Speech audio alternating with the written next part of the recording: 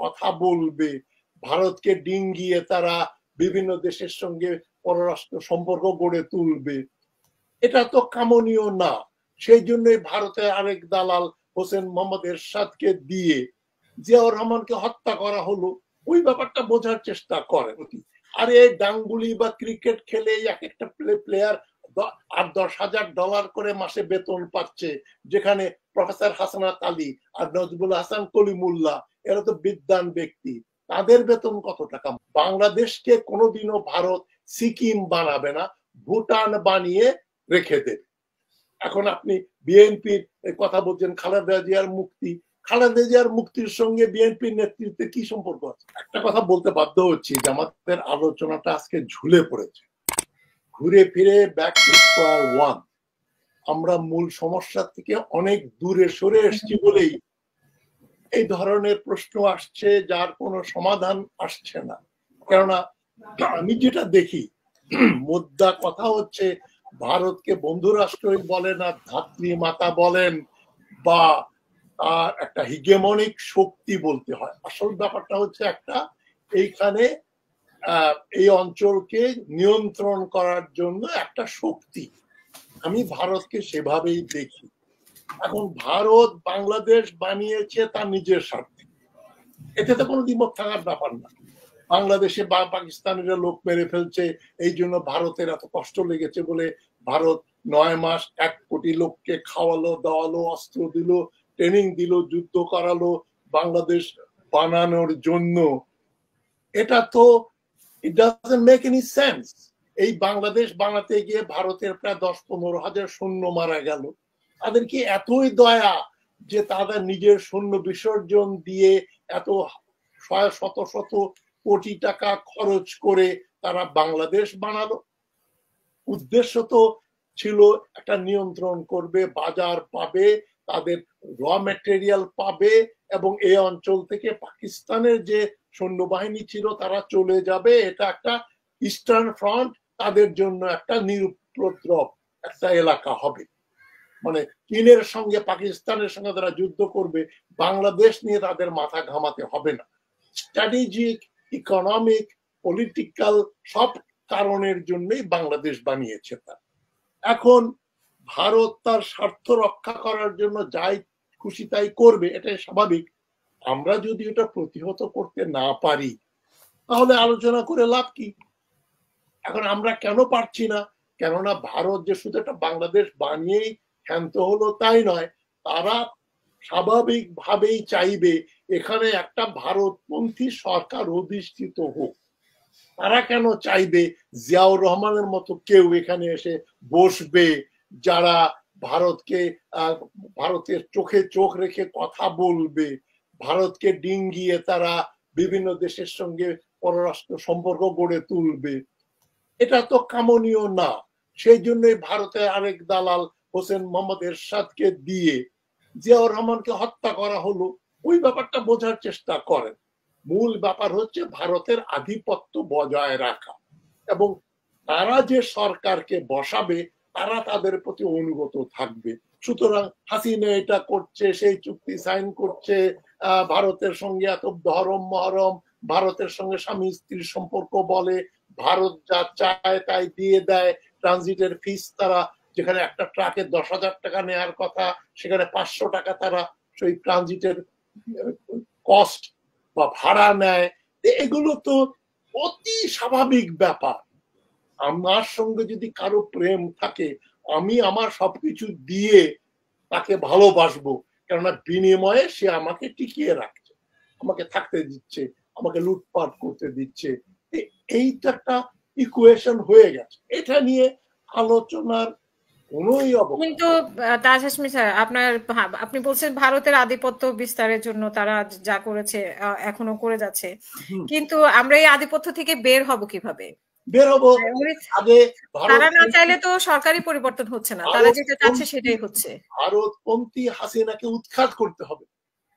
কেনিয়াতে কি করছে? কেনিয়াতে কি ঘটছে দেখেন। রাজনৈতিক দল লাগে না সবসময়, জনগণ রাস্তায় নেমে কেনিয়ার যে প্রেসিডেন্ট টুরো, সে একটা অনেকগুলো ট্যাক্স বসিয়েছিল। কেনিয়ার যে জনগণ করভারে জর্জরিত, ইনফ্লেশন বাড়ছে, তারা তখন কি করলো? সরকারের বিরুদ্ধে তারা শুধু আন্দোলন করলো তাই না, তারা সংসদ ভবনে আগুন লাগিয়ে দিল। এটা চিন্তা করতে পারেন যে বাংলাদেশে ঢাকায় 10 লক্ষ লোক বেরিয়ে গিয়ে সংসদ ভবনে আগুন দিয়ে দিল, প্রধানমন্ত্রীর বাড়ি দখল করে ফেললো, যেটা আপনার শ্রীলঙ্কায় হয়েছিল। ওই রকম একটা কিছু না করলে আমাদের দাবি উনি দিয়ে আসলো, উনি ট্রানজিট দিয়ে করিডোর দিয়ে দিল, এটা বললো সেটা বললো, দেশ বিক্রি করে দিল, কি কান্না, ছেলে আমাকে দিচ্ছে না, আমার খেলনা কেড়ে নিয়েছে।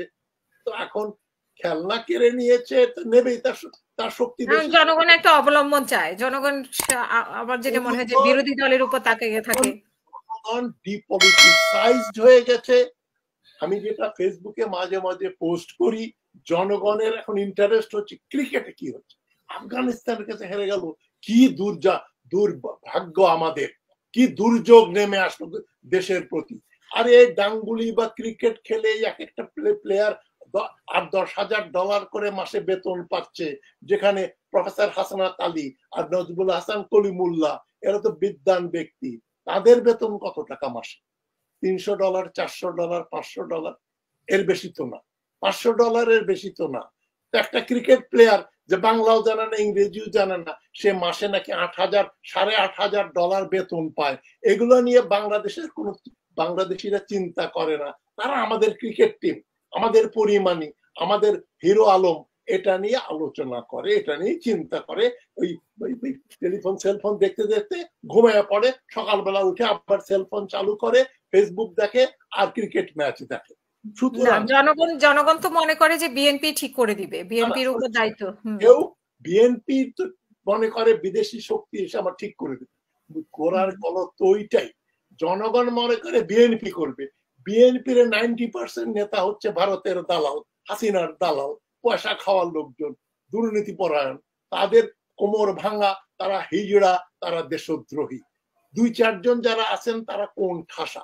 সালাউদ্দিন সাহেব সাহসী লোক, তাকে ভারত থেকে আসতে দিচ্ছে না, এবং বিএনপিও চায় না যাতে ফিরে আসুন, তাকে সেন্ট্রাল কমিটির মেম্বার বানিয়ে অলংকার বানিয়ে রেখে দিয়েছে।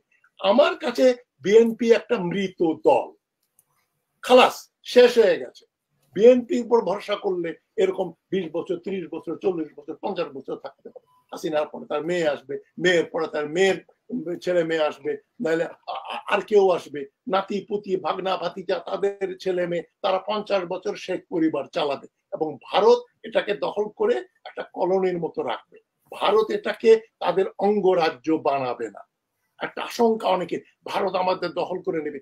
আরে 17 কোটি মুসলমান 18 কোটির ভিতরে, এই 17 কোটি মুসলমানকে নিয়ে ভারত কি মাথা খারাপ হয়েছে? ওদের 20 কোটি মুসলমান আছে, তার সঙ্গে আরো 17 কোটি সংযোজন, এটা ওদের মাথা খারাপ না হলে এটা করবে না। আর পশ্চিমবঙ্গের সঙ্গে জুড়ে দিলে তো পশ্চিমবঙ্গরাই ওই প্রথমে মোদিকে মারতে যাবে, যে আমরা 47 সালেই মুসলমান সংখ্যা গরিষ্ঠ হবে বলেই পাকিস্তান বানালাম, আর এখন তুমি আবার ওই যারা পাকিস্তান থেকে বাংলাদেশ হয়েছিল ওই 17 কোটি লোক এখানে নিয়ে আসছো। এই 17 কোটি লোকের যে মনে করেন 18 কোটি লোকের যে মনে করেন 8-9 কোটি যে ক্ষুধার্ত, তারা তো সব ভারতের বিভিন্ন জায়গায় ছড়িয়ে পড়বে। এটা আমাদের পপুলেশন অর্ধেক কমে যাবে। তো এইগুলো তো ভারত চাইবে না। ভারত চাইবে ভুটানের মতো একটা রাজ্য করে রাখতে, যারা কোনো পররাষ্ট্র নীতি বলেন যে কোনো কিছু তাদের কথা ছাড়া করতে পারবে না। ভুটান যেমন চীনের এমবাসি ভুটানে করতে দেয়নি, ভুটানের মতো অবস্থা বাংলাদেশকে করতে পারলেই তারা সিকিম বানাবে না। বাংলাদেশকে কোনোদিনও ভারত সিকিম বানাবে না, ভুটান বানিয়ে রেখে দেবে। এখন আপনি বিএনপির কথা বলছেন খালেদা জিয়ার মুক্তি, খালেদা জিয়ার মুক্তির সঙ্গে বিএনপির নেতৃত্বে কি সম্পর্ক আছে? কোন এখানে নেগেটিভ কোরিলেশন। খালেদা জিয়া দলের নেতৃত্বে থাকুন, এটা তো বিএনপির টম ডিক বড় বড় নেতারা কেউই চায় নাই। চাইলে খালেদা জিয়ার বিরুদ্ধে যখন মামলা দিল, মিথ্যা মামলা দিল, একমাত্র ডক্টর মঈন খান খালেদা জিয়াকে বলেছিলেন যে ম্যাডাম আপনি এ মামলায় হাজিরা দেবেন না, মামলায় যাবেন না, আমরা আন্দোলন করব। মওদুদ আহমদের মতো ভারতীয় দালালরা তখন কি করলো? বললো না না ম্যাডাম আপনাকে মামলায় যেতে হবে। মামলা হলো, এই তথাকথিত কি বলে ওই জিয়া অরফানেজের একটা অদ্ভুত উদ্ভট মিথ্যা মামলা, সেটা উনি হাজিরা দিলেন, তারপরে তাকে ধরে নিয়ে জেলে দিয়ে দিলেন। তখন বললো যে চিন্তা করেন না, 3 দিনের মধ্যে জেল থেকে বের করে নিয়ে আসে। বিএনপি নেতাগুলো বেশিরভাগ বড়গুলা, রুই কাতলাগুলো বেইমান, একটার চেয়ে একটা বড় বেইমান। এই যে 10 ট্রাক অস্ত্র বলেন, বিএনপি সরকার করে নাই, খালেদা জিয়ার অজান্তে টাকা পয়সা খেয়ে উলফার মাধ্যমে এই বিএনপি নেতৃবৃন্দ 10 ট্রাক পাচার করতে যাচ্ছে। তারা খালেদার বাড়ির সামনে ট্রাক ভর্তি করে বালি ফেলা হলো। ঢাকায় যে বড় বড় বিএনপি রুই কাতলা আছে, এই যে মির্জা আব্বাস বলেন, সাদেক হোসেন খোকা মারা গেছে, আরেক বেঈমান, তারা কি করলো? তারা কি খালেদা জিয়াকে উদ্ধার করতে এসেছিল? করেনি। তাদেরই হচ্ছে যারা খালেদা জিয়া ক্ষমতায় গেলে তো ভারতের বিরুদ্ধে চলে যাবে, একটা দেশটাকে অন্যদিকে নিয়ে যাবে। সুতরাং দেশ যাতে অন্যদিকে না যায়, ভারতের বিরুদ্ধে না যায়, যেগুলো দেখেন, আমি তো